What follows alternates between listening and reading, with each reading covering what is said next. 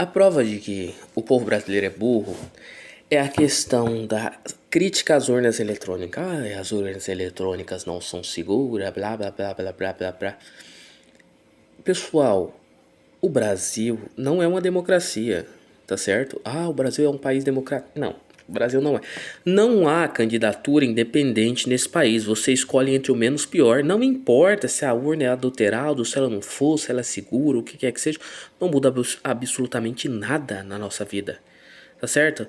Por que, que o sistema brasileiro é da maneira que é? Porque eles sabem que se eles criarem candidatura independente, a oligarquia parasítica desse país, quando eu falo os parasitas do Estado, eu não estou falando dos funcionários públicos, eu estou falando dos políticos parasitas desse país, vão perder o quinhão deles, porque eles serão substituídos, porque o povo brasileiro é burro, o povo brasileiro vai pela beleza exterior, ele não vai pelo caráter, ele não vai pelo conhecimento, nada disso.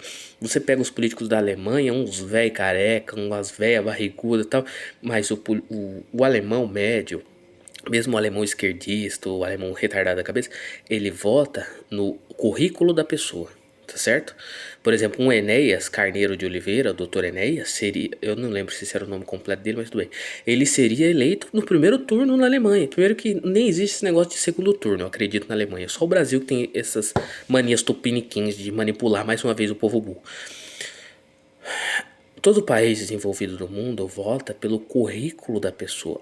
O Brasil não, ele vota pelas bobagens que a pessoa fala e o povo acredita que ele vai fazer aquilo, mas ele não vai, ele tá falando aquelas bobagens para o povo votar nele quando a oposição controlada tá perdendo o controle para todo mundo manter da mesma maneira. Um exemplo muito claro disso era o Bolsonaro antes de ser eleito, que era um leão, e depois que foi eleito virou uma cadelinha do PT. Por quê?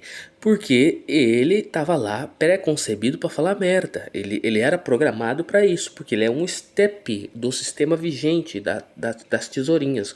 Os dois lados são o mesmo lado da mesma moeda, entendeu? Ah, não, não são. Tá bom. Se o Bolsonaro é oposição, então o que, que ele está fazendo no Brasil? Ah, não, mas ele está preso. O que impede ele de fugir do país, hein? O que impedia ele? Questão monetária? Não, ele recebeu 17 milhões dos trouxas, dos seguidores dele. O que que ele fez? Botou, aplicou no tesouro do país parasita.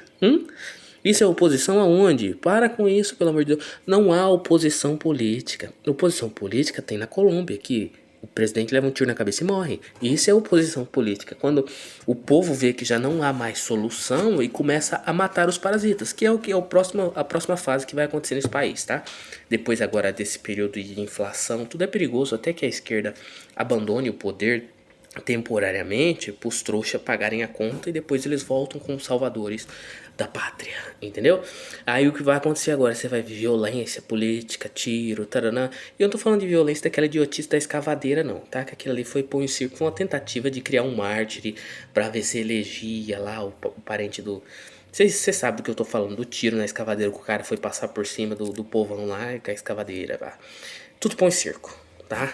A política nacional brasileira é tudo põe circo. Ah, mas então por que o Bolsonaro foi eleito? Porque tinha uma faca no meio do caminho, tá? Nós todos pensamos que aquela faca era, então é o cara, porque se tentar matar o cara é porque não era para o cara ser eleito. E aí todos nós se lascamos, porque quando ele chegou lá, e como diria Jean Goulart, as forças escusas nesse país que fazem com que eu abdique, a mesma coisa da carta do Getúlio e tudo mais, as pessoas se esquecem que havia uma pedra no meio do caminho. Tinha uma pedra no meio do caminho, tá certo? E essa pedra é a de eterna. Então, vamos parar com esse negócio de direita e esquerda. Nós somos católicos. Esse negócio de direita e esquerda foi criado no século XIX pelos iluministas. Isso é satânico. É por quando o parlamento francês um estava do lado direito, outro estava do lado esquerdo. Vamos estudar a história, tá? A maioria da elite parasita que se uniu com os revolucionários franceses para fazer a desgrameira que fez, eles se salvaram. Se você quer um exemplo bem simples disso, é o príncipe que era casado com a irmã da princesa Isabel, que tinha um veleiro. A família saiu com todos os bens antes, vieram para o Império do Brasil, não é mesmo? Saíram com todos os bens antes da bagaceira, e depois que tudo passou, ele recomprou. Por exemplo, ou até o Conde de, marido da princesa Isabel, recompra o castelo da família, porque quando houve a Revolução Francesa, que cortou a cabeça dos nobres, tudo, o governo francês ficou com muitas propriedades e títulos e tararara, que não tinha ninguém, então quem chegasse e comprava se tornava-se dono. Alguns nobres que estavam fora no período da Revolução e tinham dinheiro no exterior ou consigo, eles voltam depois e compram a preço de banana os palácios, as coisas das famílias. Então você pega o Conde de Paris, tudo, manteve as propriedades da família, porque recompraram as propriedades. Conde de comprou o Château de, que hoje é um museu do rei Luís, não sei o que, mas que pertencia à família do Conde de. A história, ela é escrita de uma maneira completamente diferente do que vocês pensam, tá? Por exemplo, vou dar um exemplo bem claro. Quem viveu no período do Papa Francisco, sou católico apostólico romano praticante. Teve aquelas questões do Papa, as polêmicas, os erros, a profanação da porcaria da Pachamama no altar de Pedro que foi jogada no rio e tal. Mas tudo aquilo é político, é planejado com anos de antecedência para que no futuro aquilo seja usado para gerações futuras. É a mesma coisa do Papa João Paulo II e tal. Mas os católicos não entendem o modus operandi da política. Você tem que estar preparado para escrever a história para os dois lados, entendeu? Porque a igreja de Cristo é eterna e de século a século. É uma promessa que Cristo fez, ela não é de esquerda e nem de direita. Mas por que que é feito isso? É um acordo feito pela direita e pela esquerda, porque o Papa é o árbitro, o Papa tem que se manter neutro, porque todas as fronteiras do mundo existem por conta do aval do Papa. Vocês acreditam que o Papa não tem mais poder?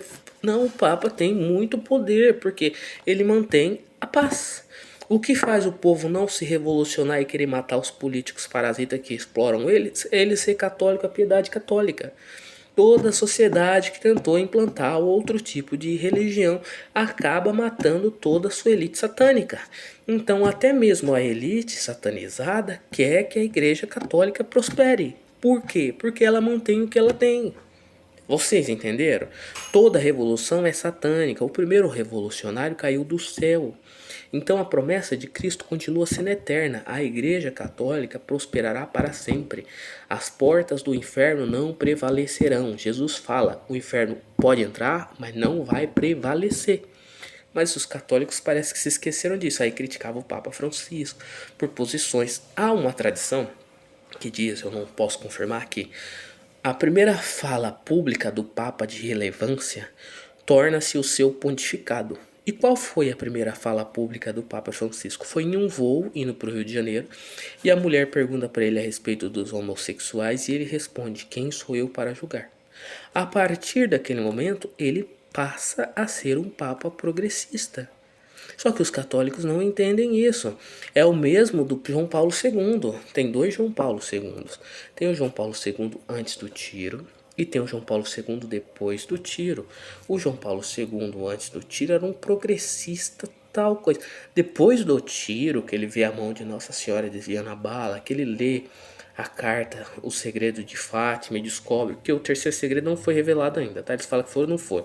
O Papa Bento XVI disse antes de morrer: se engana quem pensa que o segredo de Fátima está no passado, mas sim ele está no futuro. Portanto, o segredo de Fátima ainda não foi revelado. Então você pega o Papa antes do atentado e o Papa depois do atentado, é a mesma coisa. Vocês ficam politizando, acreditando que há escolha política. Não há escolha política no Brasil. Então faça a sua parte como católico, reze o terço, vá à missa, comungue, cuide da vida da sua família, porque a política brasileira não vai mudar. Ela foi concebida para você ter ódio dela, tá? É igual a questão da Lava Jato, que eu já falei que aquilo foi um pão e circo. Não houve o roubo? Houve o roubo, tá? O roubo sempre houve no Brasil, porque ou você rouba o político aqui, ou esse dinheiro vai para pagar a dívida, então o político rouba para enriquecer dentro do país em si e tal. A Lava Jato foi um põe um circo. Eu vou explicar pra você por quê. Porque todos nós fomos enganados, tá? Também tava lá, todo mundo tava em 2016 querendo derrubar o PT e blá blá blá blá. Foi bem feito, mas não da maneira que foi feito. Porque nós quebramos os maiores estaleiros de navio do planeta, que era no Brasil. Nós quebramos as empresas nacionais, tudo se... Por quê? Desde quando nós somos crianças, nós aprendemos o quê? Todo político brasileiro é o quê? Ladrão. Então por que você vai abrir uma investigação para pegar corruptos, sabendo que toda a oligarquia política brasileira é corrupta? Quebrar o país. Tinha que ser feito o quê? As empresas ter sido poupadas da mídia, especulação e tal, e botar outras pessoas nos conselhos das empresas tal, para ir guiando as empresas nessa tempestade e elas saíssem delas. As empresas que sobreviveram foram as que os caras decidiram logo assumir a culpa e fazer a meia culpa e salvar a empresa. É por isso que a JBS sobreviveu e algumas outras empresas sobreviveram. Mas agora provavelmente o governo terá que pagar tudo de volta, não é mesmo? O dinheiro para essas empresas. É assim o modus operandi do Brasil, senhoras e senhores, tá? Não há direita, não há esquerda. Parem de ficar brigando por Lula e Bolsonaro, eles nem sabem da existência de vocês. Não vai mudar nada nesse país, pode entrar quem quiser. Se você não andar conforme toca a banda, se tornará adubo, um belo adubo de plantas. Uma boa noite a todos. Eu espero que vocês tenham gostado do conteúdo desse canal. Se vocês gostaram, acharam interessante ou querem criticar, deixe nos comentários, é muito importante para a relevância desse canal. Deixe o like, se inscreva e compartilhe para os amigos. Uma boa noite a todos. Reze o rosário, vá à missa, comungue e que Deus tenha piedade de nossas almas. Até o próximo vídeo.